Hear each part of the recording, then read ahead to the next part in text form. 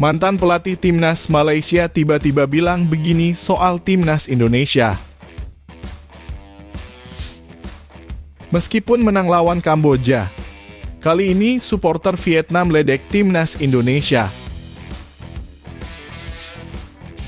Usai taklukan Kamboja, ini skenario Timnas Indonesia agar bisa lolos ke babak semifinal Piala AFF U19. Tak terduga, ini alasan Oleh Romenyi menolak naturalisasi Timnas Indonesia. Kira-kira apa ya?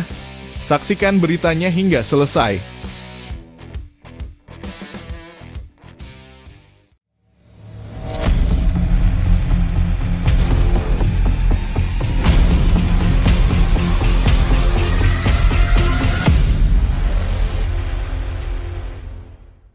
Mohon subscribe channel Timnasku Indonesia agar tidak ketinggalan informasi Timnas Indonesia. Pengakuan jujur mantan pelatih Malaysia lihat kemajuan Timnas Indonesia.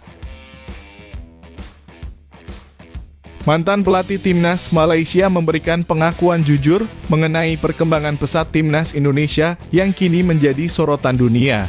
Timnas Indonesia memang menunjukkan perkembangan yang signifikan. Hal ini terlihat dari berbagai prestasi yang telah diraih oleh skuad Garuda.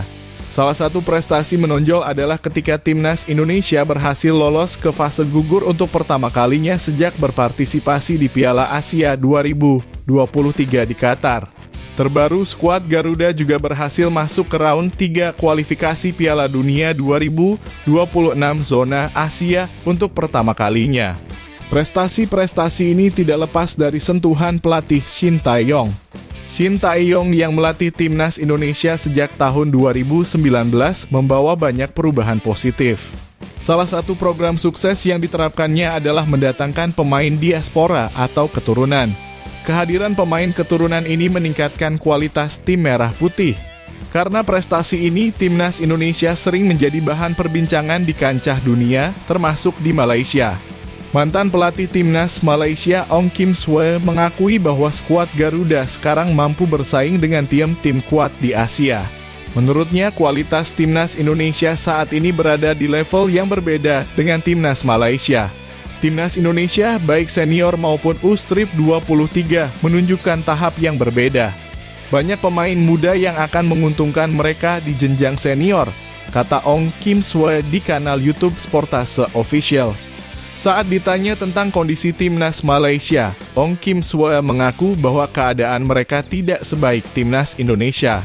Menurutnya, salah satu alasan Timnas Malaysia sulit berkembang adalah kurangnya dukungan dari klub-klub bola di sana terhadap tim nasional. Timnas Malaysia tidak konsisten seperti Timnas Indonesia.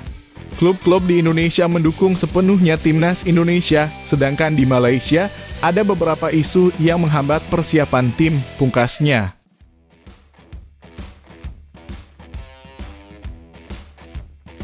Masyarakat Vietnam meledek kemenangan Timnas Indonesia vs Kamboja.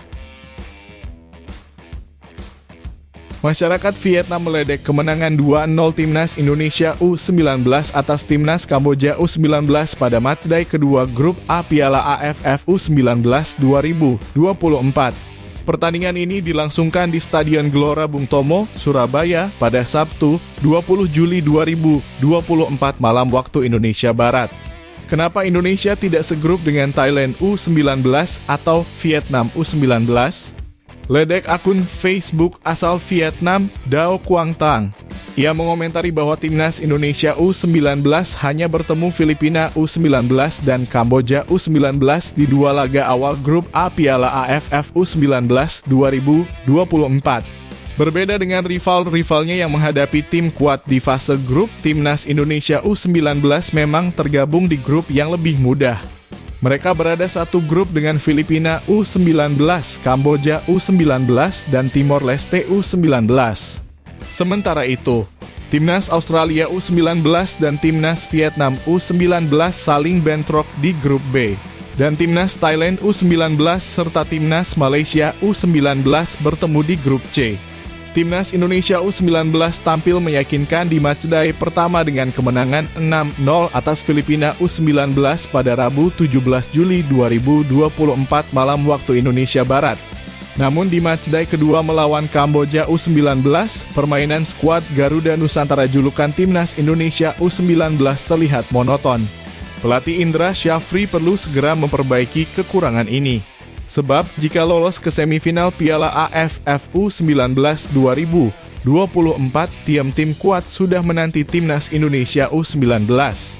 Untuk lolos ke semifinal, Timnas Indonesia U19 hanya membutuhkan hasil imbang saat bertemu Timor Leste U19 di matchday terakhir grup A pada Selasa, 23 Juli 2024 pukul 19.30 waktu Indonesia Barat.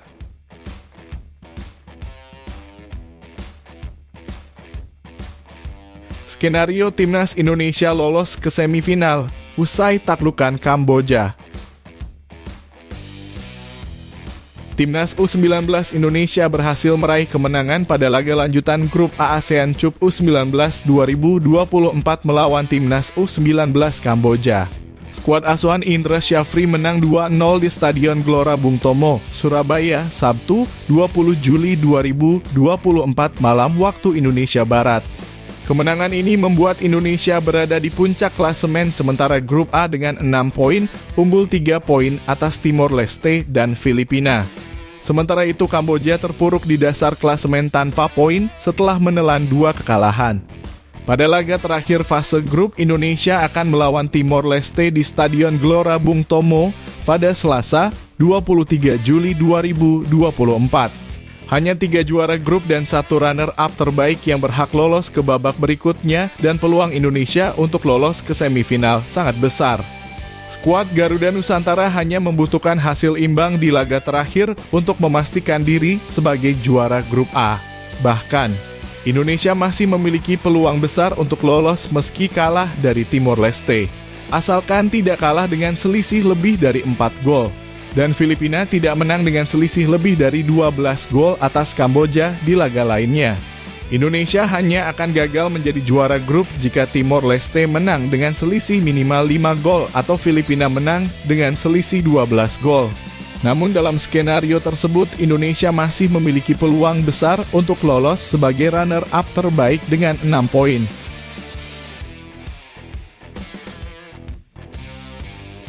Alasan Ole Romenyi menolak dinaturalisasi. Usaha PSSI untuk menaturalisasi Ole Romenyi tampaknya menghadapi banyak tantangan. Sang pemain masih bimbang untuk menerima tawaran PSSI karena alasan tertentu. Fans Timnas Indonesia sangat antusias untuk melihat Ole Romenyi berseragam merah putih. Oleh karena itu, penggemar Timnas Indonesia selalu bertanya kepada PSSI terkait perkembangan naturalisasi Ole Romenyi. Mengingat jadwal Timnas Indonesia di kualifikasi Piala Dunia 2026 sudah sangat dekat, membuat fans semakin gregetan dengan proses naturalisasi Ole Romenyi. Timnas Indonesia memang membutuhkan sosok striker hebat seperti Ole Romenyi. Pasalnya, Asnawi DKK akan menghadapi lawan-lawan tangguh dari Eropa. Witan Sualeman, Egy Maulana Fikri, dan Marcelino Ferdinand akan berhadapan dengan Mitoma dan Endo yang bermain di Premier League. Keduanya merupakan pemain inti Timnas Jepang, salah satu lawan berat Timnas Indonesia.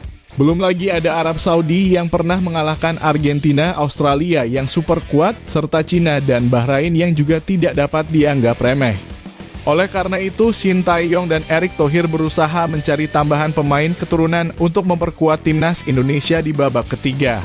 PSSI juga telah menyusun daftar nama-nama potensial yang bisa dinaturalisasi dengan harapan mereka bisa bermain di pertandingan pertama dan kedua pada bulan September nanti. Namun, rencana PSSI tampaknya menemui jalan buntu. Nama-nama beken seperti Kevin Dix, Ole Romenyi, dan Mads Hilgers belum mau bergabung dengan Timnas Indonesia. Padahal mereka sangat dibutuhkan, terutama Ole Romenyi yang bisa mengatasi krisis striker di Timnas Indonesia. PSSI mengungkapkan bahwa Ole Romenyi DKK memiliki alasan kuat untuk menolak bergabung dengan Timnas Indonesia. Salah satunya adalah kekhawatiran tentang nasib dan karir mereka jika mengganti kewarganegaraan dari Belanda ke Indonesia. Itu pertimbangan berat bagi mereka. Itu pertimbangan karier dan sebagainya, ucap Arya Sinulinga, anggota Exco PSSI. Arya juga melihat bahwa para pemain keturunan tersebut masih yakin bisa menembus tim nasional asal mereka. Meskipun berat, pemain seperti Ole Roemeny dan Mads Hilgers masih muda dan memiliki peluang untuk membela timnas Belanda. Pemain tersebut merasa bahwa dia masih mungkin bermain di timnas negara asalnya, tambah Arya. Karena alasan ini, sosok Ole Roemeny dan lainnya akan sangat sulit didapatkan oleh timnas Indonesia sebagai striker keturunan yang mau bermain untuk negara nenek moyangnya.